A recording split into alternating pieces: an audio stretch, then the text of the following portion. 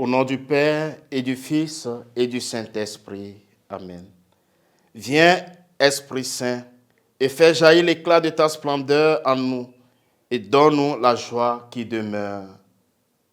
Évangile de Jésus-Christ selon saint Luc.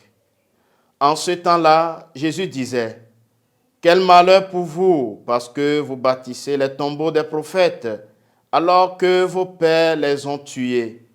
Ainsi vous témoignez que vous approuvez les actes de vos pères, puisque eux-mêmes ont tué les prophètes, et vous, vous bâtissez leurs tombeaux. C'est pourquoi la sagesse de Dieu elle-même a dit, « Je leur enverrai des prophètes et des apôtres parmi eux, ils en tueront et en persécuteront. Ainsi, cette génération devra rendre compte du sang de tous les prophètes qui a été versé depuis la fondation du monde, depuis le sang d'Abel jusqu'au sang de Zacharie, qui a péri entre l'autel et le sanctuaire. Oui, je vous le déclare, on en demandera compte à cette génération. Quel malheur pour vous, docteurs de la loi, parce que vous avez enlevé la clé de la connaissance, vous-même n'êtes pas entrés, et ceux qui voulaient entrer, vous les en avez empêchés. » Quand Jésus fut sorti de la maison, les scribes et les pharisiens commencèrent à s'acharner contre lui et à le harceler de questions.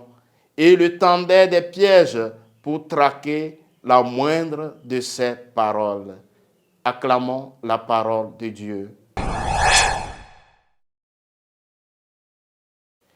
Bien-aimés du Seigneur, en ce jeudi 19 octobre 2023, jeudi de la 28e semaine du temps ordinaire, année A, Jésus nous invite à dire nettement non devant le mensonge des faux religieux. La plupart du temps, nous n'aimons pas recevoir de reproches et parfois c'est encore plus dur si cela vient d'une personne proche. Nous écoutons aujourd'hui Jésus reprocher la conduite des docteurs de la loi, des pharisiens et des légistes, donc de ceux qui sont les guides spirituels du peuple du Seigneur. Ce que le Seigneur leur reproche, c'est leur manière de vivre selon eux, en personne juste et de rendre justice, mais pas selon la vérité. La réponse des scribes et des pharisiens à Jésus, qui veut ouvrir leur cœur endurci, afin qu'ils entrent dans l'infini de l'amour de Dieu qui nous sauve, est de choisir la mort du Christ et leur mort à eux, puisque celui qui tue se fait à lui-même un mal encore plus grand que celui à qui il l'a infligé. Il vit dans la mort. Nous sommes profondément touchés par l'enseignement de Jésus, par son action et son exhortation à la générosité. Dans sa surabondante tendresse, Dieu prend sur lui notre misère. Que Jésus nous donne l'ardeur de son cœur. L'Esprit Saint nous enseigne et nous soutient dans notre marche vers la sainteté. Si nous jugeons et condamnons les prophètes aujourd'hui, nous nous jugeons nous-mêmes en les mettant à mort. Il n'y a qu'une seule mesure pour Dieu, c'est la surabondance de son amour.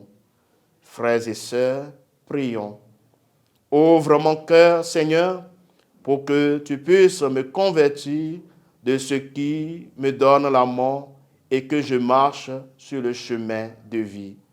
Le Seigneur soit avec vous. Que Dieu Tout-Puissant vous bénisse, le Père et le Fils et le Saint-Esprit. Amen.